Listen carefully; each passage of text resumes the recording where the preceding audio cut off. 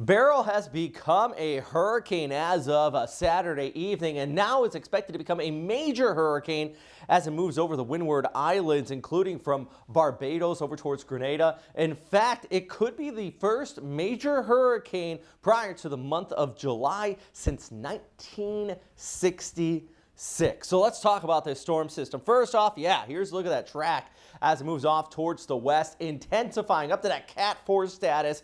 It should weaken just slightly, passing south of Puerto Rico and Hispaniola, as there's a moderate amount of shear that's going to be taking place. But despite that, sea surface temperatures remaining warm, and it could maintain that Cat 2 status all the way out towards the Yucatan Peninsula, but undergoing rapid intensification at this time. Just look at this. 24 hours ago, it was at tropical storm intensity. Then you can see in the last few frames, over the course of 24 hours, it has good outflow towards the north, very warm sea surface temperatures, getting that tight circulation starting to wrap up here, and now up to that Cat 2 status. And I really would not be surprised if it does make that major hurricane status here later on Sunday. And zoom right in. You can just see that clear, tight center of circulation. Remember, these storms are like an engine. So basically, you have that good inflow near the surface. It releases that latent heat into the atmosphere, pumps it up, and then you get that exhaust aloft. And this is just working right ahead. So where's it going? Well, here's the Windward Islands, Grenada, St. Vincent, Barbados. It'll be passing just south of St. Vincent, and Grenada are likely going to be right in the right front quadrant of this storm.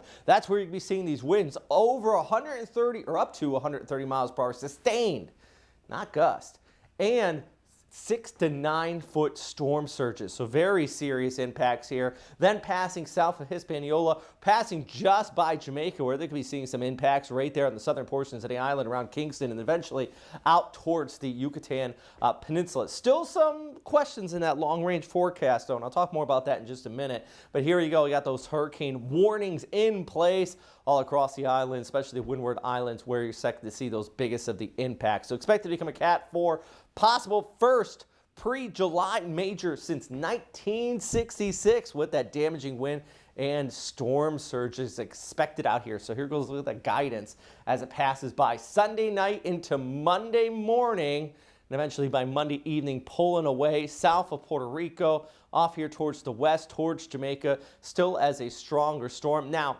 a lot of the guidance kind of centering this on, if we're talking about long range, towards Yucatan, but there's still plenty of questions to be had. One being, could we see a trough dip down, pull it towards the north?